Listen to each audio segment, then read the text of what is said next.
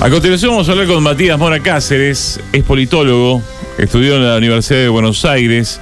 Durante buena parte de su vida vivió en Villa Fiorito, vivió la pobreza y aquello que la Argentina siempre fue, o por lo menos buena parte de su historia fue, que es la idea del ascenso social, lo plasmó, ¿no? Esta posibilidad de llegar a la universidad, a pesar de que había alguna gobernadora como Vidal que decía que los pobres nunca llegan a la universidad. En el caso de Matías sí, pudo llegar a la universidad y pudo por lo menos encontrar un lugar donde tratar de transformar todas aquellas situaciones negativas en positivas. Lo tenemos en conversación a Matías Mora Cáceres, que es politólogo actualmente. Matías, bienvenido, ¿cómo estás? Buen día, gracias por la invitación, ¿no? Gracias por el espacio y la comunicación. Bueno, hablaba de esta historia tuya, ¿no? Que es bastante particular, que no es, lamentablemente no es la historia de muchos argentinos que no pueden llegar a estudiar en el ámbito universitario. Contanos sintéticamente cómo pudo ser esa llegada a la universidad y hoy transformándote en un politólogo. Bueno, primero, efectivamente, es como decís, lamentablemente lo que venimos de los sectores populares nos cuesta el triple que al resto, ¿no? Poder lograr ese tan ansiado ascenso social como mencionabas vos, ¿no? Esa promesa que el peronismo nos había hecho en los 40, en el que el hijo de un trabajador podía llegar a la universidad, estudiar una carrera, progresar, crecer, ¿no? Y quizás terminar en una situación mejor en la que la que estuvieron sus padres. Hoy parece una utopía para todos, en un mundo, en una sociedad en la que los hijos están peor que los padres, y eso se agrava, ¿no? En los sectores marginales, en los barrios populares, en los que viven en la barriada de trabajadores, en donde ven quizás el estudiar como algo casi imposible, ¿no? Porque terminás la secundaria y tenés que rápidamente generar ingresos porque tenés que ayudar en tu casa porque la plata no alcanza para parar la olla, y muchas veces se termina priorizando quizás esto, ¿no? Salir rápidamente a buscar un ingreso para traer a la familia y no quizás proyectar, ¿no? Proyectar para adelante una carrera, un título, mejores condiciones laborales a partir de eso, un poco síntoma y consecuencia del sistema en el que vivimos y al sistema que nos han llevado durante todos estos años. Bien, y en tu caso particular, ¿cómo fue posible llegar a la universidad y ser egresado de una de las mejores universidades de la Argentina, de América Latina y del mundo, ¿no? Como la UBA, ¿no? Sí, ni que hablar. La Universidad de Buenos Aires es hoy tan desprestigiada en nuestro país, ¿no? Por muchos dirigentes, por el gobierno nacional, y sin embargo tan bien posicionada a nivel mundial, ¿no? Por la prensa internacional, por los rankings, siempre está ubicada en los primeros puestos de la Universidad de Buenos Aires. En particular, en mi familia soy el primer egresado, soy el primero en ingresar a la universidad y por ende ser el primero en recibirse, lo cual es un orgullo muy grande, no solo para mí, sino para toda mi familia. Yo creo que hay una mezcla de un poco de la voluntad individual que puede tener cualquiera, ¿no? De querer superarse y de querer darle ese gusto a la vieja, ¿no? De caerle con el título universitario, que me parece importante, digamos, para la realización del personal, pero de la familia también.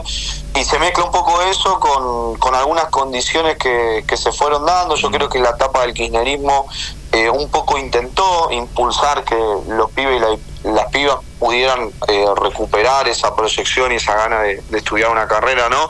Y también permitiendo con algunas cuestiones como por ejemplo el progresar, por ejemplo el conectar igualdad, ¿no?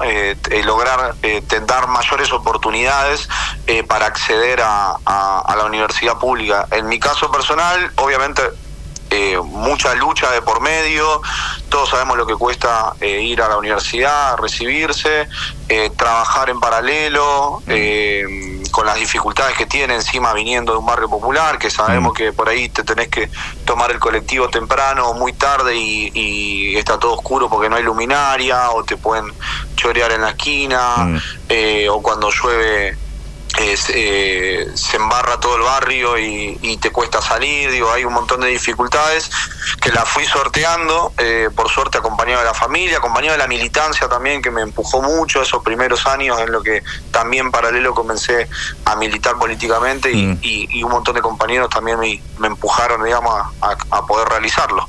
Bien. Sos peronista, sos de River, te has formado como politólogo. ¿Cómo entendés este momento de la Argentina, ¿no? Porque hoy hablábamos del ascenso social, pero hoy estamos atravesando el descenso social, ¿no? Cada vez parece dar la impresión de que hay mucha gente que cada vez está peor, ¿no? Sí, tal cual. O sea, hoy estamos viviendo momentos de crisis en todo su sentido, ¿no? Crisis económica, crisis social, crisis política, en términos de representación, en términos de cercanía con los dirigentes, con quienes conducen los destinos de nuestro país. El gobierno nacional, con Javier Milei a la cabeza, Caputo, Sturzenegger y Patricia Bullrich, han decidido llevar a nuestro país a la quiebra, ¿no? Ha decidido destruir el poder adquisitivo de los trabajadores y trabajadoras, ha decidido llevarse puestos y vulnerar derechos adquiridos. Ayer hubo una cadena nacional donde el gobierno, con Javier Milei nuevamente a la cabeza, abiertamente y con orgullo decide vetar las leyes de emergencia en discapacidad, las leyes de emergencia pediátrica, los aumentos para los jubilados, la moratoria. Es decir, que decide priorizar a los sectores más ricos de nuestro país, quitando aranceles, quitando retenciones, privatizando empresas, a costa, obviamente, del sudor de nuestro pueblo, del bolsillo de nuestro pueblo, redireccionando, obviamente, ese dinero, ese financiamiento para los sectores más poderosos de nuestro país. Ahora, como decía vos, digamos, no se puede entender que un gobierno de estas características haya asumido los destinos de nuestro país, que siga teniendo tanta legitimidad a nivel nacional, y que no haya, si se quiere, una oposición firme que pueda de alguna manera contrarrestar esta situación. En mi caso, obviamente sí, soy peronista, milito hace mucho tiempo, he acompañado al peronismo a lo largo de estas elecciones, desde que me sumé a militar hasta ahora, y lo que veo es una disociación muy grande de los que conducen el movimiento peronista con la realidad y con la demanda de nuestro pueblo. Me parece que el peronismo hoy le está hablando a una Argentina que no existe más, le habla a la política, y parece que tienen una suerte de lealtad únicamente entre la clase política y no una lealtad con el pueblo trabajador. Ni que hablar cuando hay que responsabilizar sobre la situación que venimos viviendo, en la cual parece que es culpa de nuestro pueblo, digamos, ¿no? Que Milei esté gobernando cuando sabemos que llegó al poder a través de la mentira, a través del engaño, a través del fraude, a través de engañar a nuestro pueblo, que obviamente que tenemos un pueblo que decide apostar, que decide poner su ficha en Javier Milei, que traía un discurso novedoso, ¿no? Un discurso que planteaba algunos problemas que sí son reales en nuestro país, como por ejemplo el de la casta política, como por ejemplo que el Estado era ineficiente, que había políticas que no resolvían cuestiones materiales, y que había si se quiere, una suerte de despilfarro, digamos, ¿no? Económico, que son problemas que el peronismo tiene que asumir, discutirlo, reflexionar y crear un programa político, un programa de gobierno, un proyecto de país que resuelva todo eso que se hizo mal y que hoy está profundizando el gobierno de Javier Milei. ¿Por qué ese peronismo que en algún momento estuvo muy cerca de los trabajadores y de buena parte de los argentinos hoy no comprende, no entiende y no se acerca a esa sociedad? Bueno, a mí me parece parece que responde a una inercia, ¿no? A una suerte de statu quo, de conformismo que se genera, en la cual los dirigentes están cómodos en el lugar que les toca, que les corresponde. Pasás de ser intendente a ser diputado, de diputado a senador, de senador volvés a ser intendente. Digo, los dirigentes pareciera que no salen nunca de ese micromundo de la política, y se genera una distancia muy grande con el pueblo trabajador, que tiene que salir a las 6 de la mañana de un trabajo en negro para irse a las 3 de la tarde a otro trabajo en negro, para después a las 7 de la tarde irse a estudiar o a hacer otra changa o a resolver su situación económica. Y ahí hay una disparidad muy grande entre la realidad que vive, ¿no? Los que toman las decisiones en nuestro país y en el peronismo en particular con el pueblo trabajador. Hay una distancia enorme que se nota, que se ve. Digo, todos sabemos que cuando te toca vivirla, ¿no? Cuando te toca padecerla en carne propia, a esa desigualdad, a la pobreza, al hambre, a la injusticia, después tomás carta en el asunto. A mí me parece que hoy tenemos una clase política que hace muchísimo tiempo y en algunos casos nunca ha tenido o ha vivido ninguna injusticia. Recién hablabas del respaldo de Milei, que todavía sigue siendo importante. ¿Crees que todavía el gobierno, esta propuesta libertaria, tiene el mismo respaldo de diciembre del 2023 o ha quedado viejo el discurso? Sí. Perdón, terminás. Sí, no digo, o ha quedado viejo el discurso, ¿no? Porque hace un rato ya hablábamos sobre eso, ¿no? Ayer escuchábamos a Milei y Milei como sigue repitiendo la misma fórmula, ¿no? Pero aquellos que votaron en el 2023 siguen entendiendo lo mismo que lo que está diciendo Milei hoy. Bueno, para mí hay un descenso, no tan profundo, pero sí una caída de la imagen positiva de Milei y del gobierno.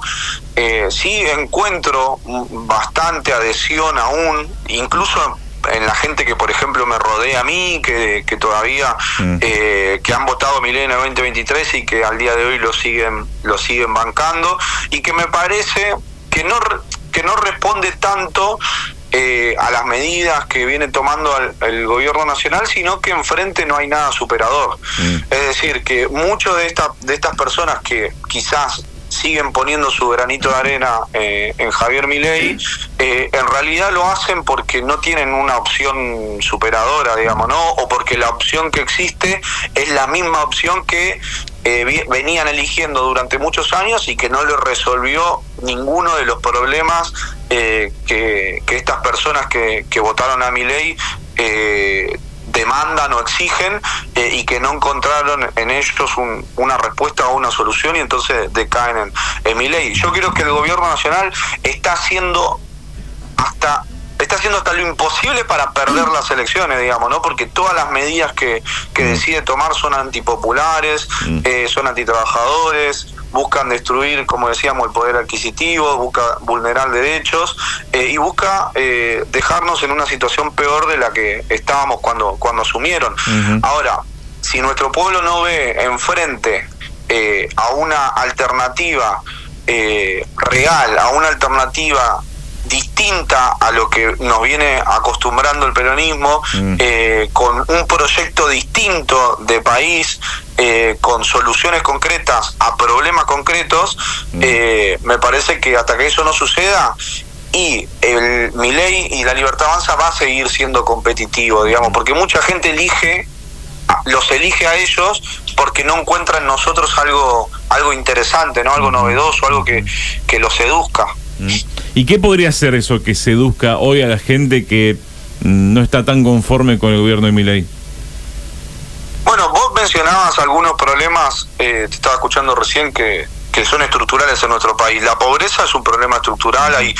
Mira, según el INDEC, polemiquísimo, ¿no? Porque son datos oficiales, hay un 31% de pobreza en nuestro país, cuando todos sabemos que está rondando el 40%, ¿no? Por lo menos.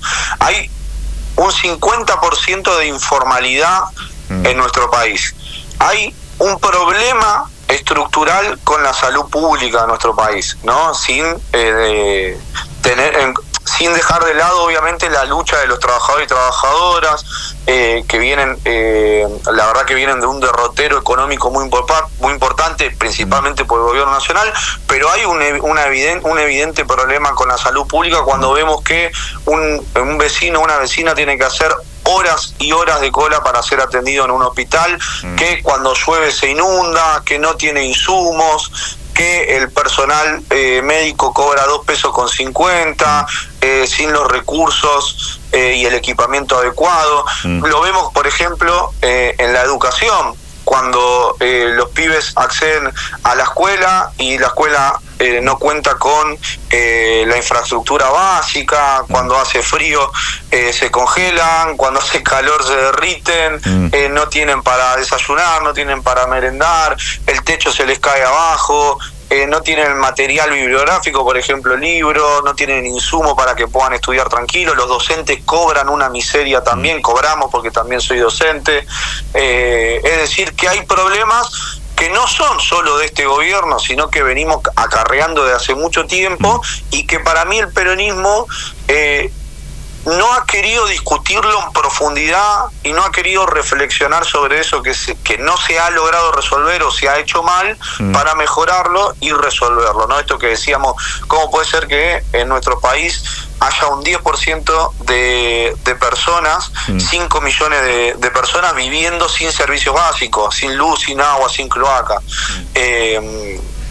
Entonces, nuevamente, son cuestiones cotidianas, ¿no? Como esto salís y tenés que caminar 10 cuadras a oscuras porque no hay luminaria para tomarte el colectivo, llegás a la parada del colectivo y no tenés ningún techito que te recubra del sol o de la lluvia, después te subís arriba del colectivo y viene explotado, el colectivo va haciendo samba porque la calle está toda rota, porque hay pozo y bache en todos lados, y son problemas que se profundizaron con el gobierno de Javier Milei, pero que no nacieron hace 1 año y medio.